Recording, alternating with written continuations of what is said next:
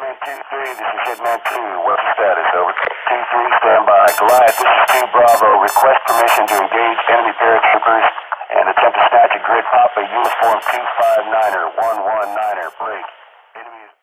Hey, good morning, everybody. This is Ben Powers coming at you from the Commander's Voice. My guest today is Mr.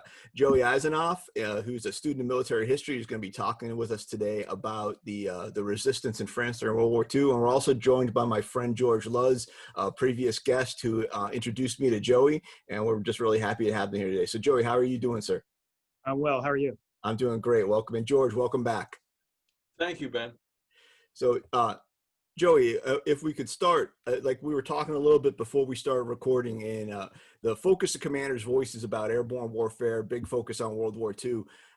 But as we talk with different guests and we emphasize stuff like the Band of Brothers and the jump into D-Day, what gets lost is the fact that the areas in which the Allies were fighting the Germans, these were people's homes, and there were people who lived there before the conflict, and they lived there after the conflict, and they were certainly there while things were going on, and they weren't just passive in the background. There were folks who were, actively involved in what was going on, and that seems to be an area that you're a student of, and I was hoping you could talk to us a little bit about what the folks who lived in those areas had to go through. And also, I understand you have a project to commemorate them, and I'd like to hear a little bit about that. So with that build up, I'm going to turn it over to you. Yeah, absolutely. Thanks. When the invasion happened and Germany had taken over, there was the division between the Vichy and then the occupied Germans. And no one would do much about it. There was no appetite, there was no palate to confront the Germans and the Vichy government too much. The resistance was very minimal. There was your basic hardliners, and Charles de Gaulle embraced them, but they were very low in numbers. You were indicating that there was not a lot of appetite to engage the Germans during the initial occupation, but it sounds like there might have been some folks who had an interest in doing something. No, there was absolutely some folks that wanted to resist. And they had nothing but themselves to do so, or battlefield recovery from whatever they did with their own belongings of hunting rifles, sporting rifles, but not everything was kinetic. Resisting is not necessarily just raw combat with the enemy. It's also undermining their efforts, undermining their government, not making anything easier on themselves, making them lose faith in the system. Disenfranchising their occupation by showing that they can be undermined, which grows the resistance. So Churchill, as we were talking earlier, had taken notice of the French resistance and thought, hey, what if we embrace these guys? What if we were able to enable them, supply them, better organize them, give them better weapons, supplies? And there's the vibe I get is that a lot of folks think that the French resistance wasn't very well organized to begin with, which I don't believe. They had their own networks. They understand compartmentalization. They understood basically that not crossing the threshold of violence to causing too much attention to themselves, where there would be a sweep through their area and the whole network would crash. They sometimes had to learn that the hard way, but they did. So the Office of Ungentlemanly Warfare was set up by Winston Churchill, and he started to send agents in, pull resistors out, train them, send them back in. They showed great value added. And I believe it was Popov, the MI6 guy, who was sent by Churchill to talk to the US government about getting in on what was the Department of Ungentlemanly Warfare, turned into the Special Operations Executive, to add on to or get in on or stand up something alike. And that's what happened. Donovan was appointed / volunteered and stood up the OSS. In turn, one of the branches in the OSS was the Jedburgs, who got in with the Brits, and they had 2 to 3 to sometimes 4-man teams of a local soldier from that country, a previous soldier or a trained soldier from France. Then you had a Brit, then you had a US officer or U.S. enlisted with a British officer. And that was a Jedburg team who trained together and infill together. And approximately, which is contested, but as I know up to this day, is 93 teams that have jumped into France, not in the Normandy region, but throughout France. No one landed in Normandy under a canopy except for the 82nd and 101st. So how long would a Jedburg team stay operational once they entered the occupied France? And that varied between teams, but not very long. They noticed that as soon as the forward line of troops got to them or past them, they were basically out of mission. They were rarely retasked. They were usually pulled out. But they were always conducting operations behind enemy lines. As soon as they were overtaken by friendly forces, their job was done. Which, this was all new. So it was kind of odd for them. It almost seems like when you read certain stories, they're kind of surprised, like, okay, well, everybody else is here, now what? I guess we'll go back to England. So when the Jedburgs would jump in and they're operating, and they would link up with the local resistance, I imagine, to kind of form a nucleus for more kinetic operations. Were they generally well received, or were they like, hey, who are you guys? We've been doing this for 4 or 5 years. We don't really need you. No, they were well received. They understood implicitly what was going on. I think their biggest risk to mission when jumping on was not being able to immediately build rapport. They had instant rapport once they landed and they were able to conduct link up. It was not getting injured on jump. That was huge, which could take you immediately out of the fight in an under austere conditions, and or jumping right into a hot LZ or DZ, or a highly occupied area that's being swept at that time. Their biggest friction point is their infill in getting underneath the radar. Understood. But to answer your question, they were very well received by their partner force on the ground. So my next question is going to be, because you had mentioned networks earlier, when prior to the Jedburgs arriving, so when the resistance is basically an organic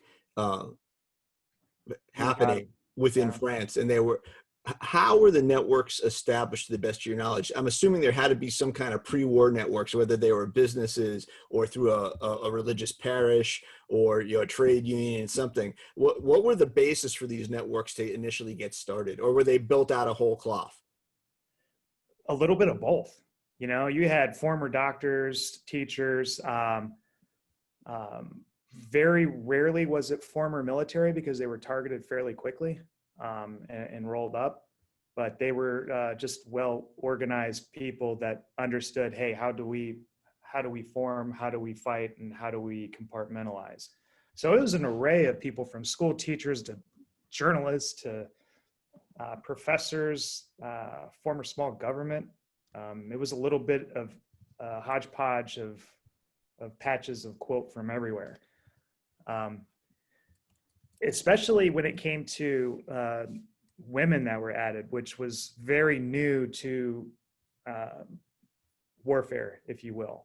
No one really had a palate for it, but the freedom of movement that females had, especially within the resistance, was extreme value added. That was capitalized not only internally by the FFI and the communist resistance, who did not get along with the French foreign interior, which is a whole other conversation of the varied nuances of that story, but also in England, being able to recruit within of expats from France and alike, or from Belgium or wherever, that spoke impeccable French, that they used to put in the SOE and infill in country and to run networks, to train, organize, and set up drop zones for resupplies. There's a book you got to read called D-Day Girls by Sarah Rose. I'll just leave you with that. That tells a really good story of that. I hope that book gets a little bit more attention. That's got some great untold stories in there. And that's really actually fascinating. So I've got to ask as you indicated, women were kind of new to this line of work, and there's a lot of popular culture references to how successful they were. Were they, because of the hey, anything it takes to win nature of unconventional warfare, were they very well received, like right from the get-go, or did they have challenges of, hey, this isn't women's work, you're not supposed to be here? Is Depends who you talk to. Apparently from what I read, Churchill really liked the idea because he said, hey, we're kind of out of Schlitz here, and I think we're under estimating the value added of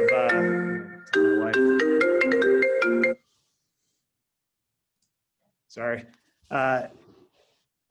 Churchill was like, you're kind of out of Schlitz here. There's not the men are very thin pickings right now when it comes to this line of work.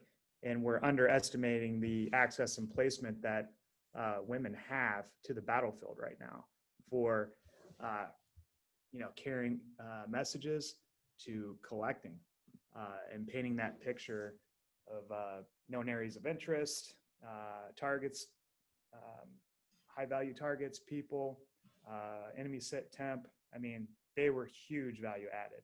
And on top of that, they were able to come and go out of areas and organize networks.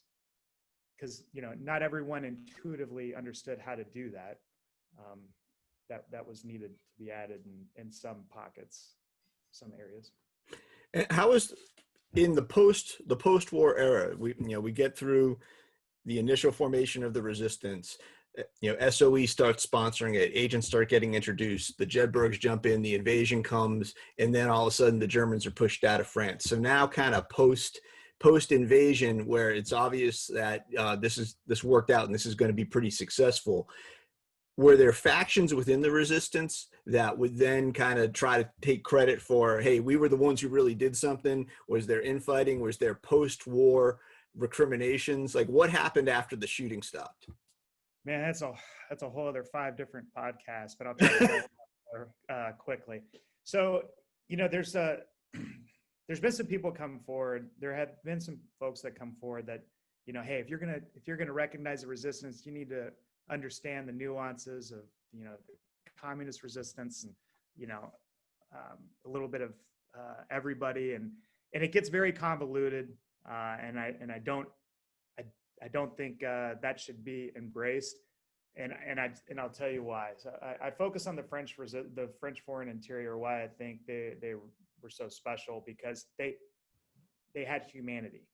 There's right now when the U.S. partners with the nation's foreign military, they go through what we call the Leahy vetting, which didn't come till way later in life, but it goes to show that these people honor the Geneva Convention. They share the same principles that we do. They value life. The communist resistance didn't do that. They would bomb a cafe to kill 2 privates and wouldn't care about civilian casualties. They didn't understand CivCas and didn't respect it. And on top of that, they had ulterior motives post-war of having a communist France. So the FFI not only had to, resist, but they also had to resist the communist resistance. So they had a 2-front, 3-front war depending in your area on how they dealt with that. So a lot of weird nuances with that, but to me, it's focusing on the value added of the French resistance and how they helped prepare the battlefield. They helped set conditions of some major shaping operations that helped decisive operations of the Allies get accomplished. Got it. And that's a great segue, because now we're talking about the FFI and commemorating what they did. So I would love now to kind of talk about the project that you're sponsoring for that commemoration. Sure. So it happened during COVID. I was COVID. It's been a while now, right? So around March, I was sitting at home doing research, helping out at the house, teleworking, and I enjoyed learning military history, so I really focused in on resistance networks and honed in on the French resistance. And at the same time, I actually one evening watched a documentary on Amazon Prime called Navy Heroes of D-Day. And it was about a monument that stood up in Utah Beach by a guy named Stephen Spears, which George knows, friend of his as well. And the short of it was this monument was put up for Operation Neptune, supporting Operation for Overlord, 67 years later. And I couldn't wrap my head around that there was no monument, commemorating the Navy's contribution. And it kind of stuck together. Like, I've been thinking the same thing about the French resistance. No one, if you find something on the French resistance, a monument, it's a small placard in Brittany or, Sure. a monument here. And everyone knows that Normandy was the decisive operation. It is the Mecca annually that people that enjoy learning, studying, embracing, and celebrating our veterans, they go to Normandy. It's an annual event that's one of the most powerful things you'll ever experience. And the French do such a good job on honoring our veterans there. It's something that will still your heart. It's something like you will never experience, and it feels brand new every time you see it. And what killed me is there was nothing there that celebrates the French, what they did. And they're very quiet about it. They're quiet professionals. Part of it stems from how the families kept it a secret. It was their honor. Like, hey, this is our lineage. This is our secret. This is our story. And it's not for public consumption. We vowed not to share this, and we haven't. I think somewhat to a fault. Sometimes if those stories die, they'll die forever and they won't be known. And some folks have come forward to tell their stories since this monument's gone up. And to stay on track, noticing that no one has done anything for the French, I reached out to a friend of mine, Andy Anderson, who's a retired colonel, and said, hey, I've watched this, I've been reading this. I think it'd be a good idea, that you or one of your friends, because I know you're very involved out there, you should put up a monument. Well, then he flicked that booger back on me and said, you should do it. And I was like, so, what do you do with a busy guy? You give him more work to do. And that's it. That's what happened. So some friends of mine at Operation Democracy, that is 501c3, they've done plenty of projects before. They continue to. They're the sister city was St. Mary Église. I think it was stood up by a glider colonel in 47 to help rebuild St. Mary Église. So Locust Valley, I believe it's Locust Valley, Long Island, is the sister city with St. Mary Église, and they helped rebuild. And the 501c died out, came back like some odd years ago, and Kathy Soref and I met, and she said, hey, I think this is and Kay Winninger, I think this is a great idea. We'll take you on, because I didn't want to start a 501c to do this. I got you. This is a one-off that I wanted to see happen. And how can I do this quickly? So while these veterans are here, they get to see this from the resistance side and from the Allied side. So kind of like a reverse Statue of Liberty, for lack of a better way to put it. And it just kept growing wheels, and got with Stephen Spears, and thought it was a great idea. Who also did the Dick Winters Leadership Memorial, which George was closely involved with. And I went and talked to him. He was coincidentally locked down in Colorado Springs. He normally is in Maryland, but he was out there for work. He saw my number. He's like, "Are you in Colorado Springs?" I was like, "Yeah." Hey, let's meet up. So I grabbed my super special mask so I wouldn't give or get COVID, and we shared space, talked, came up with the idea of the three subject monument, similar to the Navy, the concept of the U.S. Navy Memorial. Three figures that represent the three parts of the resistance: the guerrilla, the underground, and the auxiliary, which closely tied into the stories I read. The men were the guerrillas, mostly actions on the objective, and females ran underground operations, mostly communications, organizing, and children played an auxiliary role. They were able to come and go off the battlefield as well as women. And the little boy is there with a message being delivered for the young woman to press out over the comm set supplied by the SOE. So is the monument itself, it sounds like you already have a design.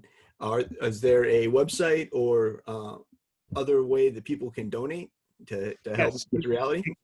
You can just look up on Facebook or Instagram, Normandy French Resistance Monument. You can go to FrenchResistanceMonument.com. You can go to Operation Democracy, look at projects. There's a drop down and you'll see the Normandy French Resistance Monument. And there is a video embedded that tells the story. And then there's the donate button right there in the center of the screen. Oh, that's fantastic. What is the timeline? What's the objective to get this thing built and dedicated? June 5th next year, 21, is when we'd like to dedicate this. Wow. So, are you guys on track for that, do you think? Or we're on track right now. You know, there's milestones. I got the initial payment to the sculptor, and then we raised $50,000 for him to start the project. And now it is in the enlargement phase in Loveland, Colorado. So we need to raise another $40,000. I think we're up to $40,000 that we need for the cutoff for that is December 1st. And then February 1st, we need 55. But it's a total of 300,000 to build, ship, and commemorate, do the dedication, and pay for all of that. Understood. Well, hopefully our listeners can find their way to donate a little bit and help make this project a reality. This is pretty exciting. So you had mentioned that George has some connections with different folks who've been part of this project. How did you and George meet? Because I've met you through George, having interviewed him previously. So I'd like to hear a little bit more about how you guys got together. George and I have been friends for years. It was just an odd way that we met at the Band of Brothers event that was at Utah Beach, like in 2014 or 15. And I was there with my girlfriend at the time, my wife now. And I was there with some of my close friends and their wives. And we met there and we stayed in touch. And I'll let George tell the story. He seems like he's eager to talk. But we stayed in touch. And when we talked regularly, and I told him, hey, I got this project I'd like to do. Anything you can do to help? And he already speaking my language, so we say, oh, look at me with darker hair. That's great. I knew that was a long time ago. This was George sent me this photo earlier. I think either you or you did, Joey. This is when you guys met, right? Yeah, that was during that evening that we were hanging out with the veterans at the back end of the museum. I guess we thought it was a cool thing to do to put our shades on. There was some wine involved that night. I'm sure there was. Yeah, that was a great event put together by Tim Gray with the World War II Foundation, and fortunately enough, I was able to play a very small role in the Major Winners Leadership Monument. And so Joey and I connected. I met his buddies and his wives and all the wives and girlfriends, and so yeah, it's been terrific. And when Joey called me about this particular project, he has such an aggressive plan, and I said, hey, if anybody's going to have an aggressive plan, it's going to be Joey. So we're all just trying to support this project. It's a great project, and look forward to seeing it come to completion. Now, you had mentioned the Winters Leadership Memorial. I think that's a really fascinating story, and to kind of not to take the attention away from the French Resistance, which is kind of the subject of today's show, but just kind of looping that back. I had read that was originally supposed to be a memorial to Major Winters himself, but he insisted that have to be something that addressed all small unit leaders in World War II. Does that jibe with your understanding of how the project was launched, George? Oh yeah, for sure. Dick was certainly that way, and he wanted it to be for all the junior officers that led the way on D-Day. So, but Stephen did a great job on that particular monument, and the Navy monument as well. So, but yeah, it was really for me. It was we look at things in life that we've played a role in, however insignificant, however small it may have been. I would think my dad would look down and say, hey, good job on that day, man. So, but yeah, just happy to play a very small role in that, and anything I could do to help Joey out in this particular project as well. Oh, that's fantastic. One more question, Joey, getting back, because you had talked about how the the FFI were sort of the true quiet professionals. 75 years have passed, 76 almost since since D-Day itself. But you said these families kind of kept these stories quiet, kept them themselves. It's one thing to memorialize, small unit leaders, paratroopers, the Navy. Everybody knows that Operation Overlord took place. Whereas the folks who participated in the resistance, that might be something a family kept quiet for personal reasons, but our memory is long enough that this memorial might be like, hey, maybe this is something that we'd rather not participate in because we want to keep our family's participation in the resistance quiet still. Maybe there might be some long memories in Normandy or Brittany or elsewhere in France, or has enough time passed that this is now truly history rather than a local event that could cause ill feelings. We're still figuring that out. Sometimes the ill feelings are simply, why is this American doing this? And it's like, because no one's doing it. I talked about it. It's like, it needs to be done. And there's been a little bit of ill feelings there, but I've tried to take those head on. Like, let's talk about them. Tell me what you think. Why could this be a bad idea? Let's work through this, because I want you to search for the good. I think they're staying on course. I think there's been enough time to pass. I think that's been so much quiet professionalism within the family, and that they're like, you know what, maybe it is time that these stories are told so they're not lost, because sometimes they're just in the neighborhood, just people don't know them. People don't know those stories. So I hope that this is a catalyst for that, which so far it seems like it has been. There's been, obviously there'll always be some naysayers, and then there's been more people to come forward that want to embrace this and tell their story and say, hey, my grandpa was there, my grandma was there, my great aunt, my aunt. It hasn't been that long ago. There's a lady, Monique Taipei, her father was in the resistance. I guess he had her a little late in his life, but yeah, she's got some great stories to tell, and she's going to be there. I think it's time. I think it's the right time. It's overdue, and I think it's going to be great. And I hope it's a catalyst that everyone wants to learn more about them. It wasn't the 101st that won World War II in the Eastern theater of operation, or European theater operations. So there's a lot of stories to be told, and I hope it helps. And Sainte Marie du Mont will be the location of this monument. And there's also, not to make it look like a NASCAR jacket, as Stephen likes to say, but on the bottom of it, there will be 93 raised parachutes with each Jedburg team name that jumped into France. Oh, that's fantastic. That sounds like a really nice way to bring it all together and kind of show the connection between the organic resistance itself and then the larger connection to the Allies. I think that's awesome. And I've noticed, and it was a coincidence, so George invited me to meet you, and then I started to do my research, and I noticed like you've had some Liberty Jump Team folks on your show, like Jill Lane. Yes, sir. Amazing people. I don't think you could have tied in with a greater group of folks. Jill and that entire team, what those folks do is amazing. And that's really how I got involved in Normandy. If it wasn't for them, I would have never met George. It was the 69th when that was the first time that active duty wasn't able to come over and jump. And I started to look around, and I was like, how do I, now that I'm close here, I should try to figure this out. And I found Liberty Jump Team and asked them if I could come play, and they said, yeah. And oh, they are great folks. I agree. Great. The thing that kills me is like, they love jumping so much. It's almost like, how's this possible? Like, I fall like a Coke machine, so I don't really love it as much as they do. But they're on a high all the time, just jumping planes all over the world. They're great folks. But they're, Jill and Dom, her husband's a former French paratrooper.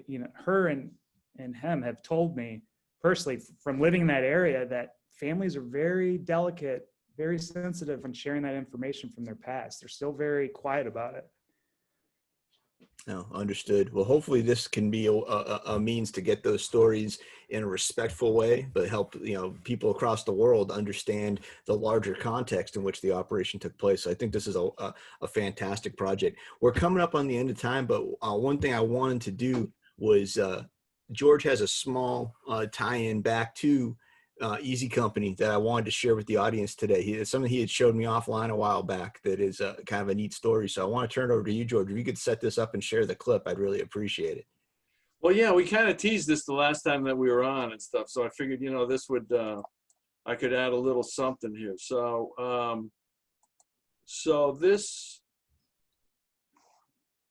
this clip here, well, this is a picture of Frank Percani and Gordy Carson. This one. Okay, so here's my dad with the sunglasses on. I think that's where that whole sunglass thing came from. I'm not really sure. It wasn't until I saw this picture that I said, maybe that's it. My father always was, it was a gag. And I think that's what it is. It's a gag. So it's my dad, Frank, Walter Gordon, and Gordy Carson right here. This audio clip here is Frank on D-Day in the rendezvous area where they all got together. And so this is his little slice of when he landed and when he got there and his experience. And every clip that I've got that I use of the guys, there's always a bit of humor in this, and there's a bit of humor in this as well. So here it goes. Got the radio out and everything, got my rifle assembled on it, and we started moving out, and we hit some 82nd where a football fellows, and another was Burgess through this group, and this officer sent Burgess out of Scott, and that's when Burgess got shot. So I got this goddamn radio out, my friend Love there, he lost his leg tag, and he had the battery. I had the radio.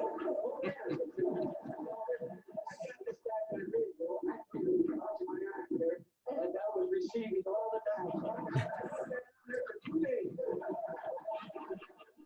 Oh man, that was classic. That was classic. And I remember years ago Frank telling me that story. So stop sharing. Okay, back. Yeah, I remember Frank telling me that story years ago before he passed away. And then for me in doing the research to hear it tell the story, it's great to be able to share that. And but my dad and Frank had a very close relationship. They were really good buddies. Not that my dad, he was buddies with everybody, but I think when I look at the reunion pictures, there's a lot of pictures with Frank and my dad close together. So they were really tight. So, but hey, I'm glad I could share that with you, and all your guests.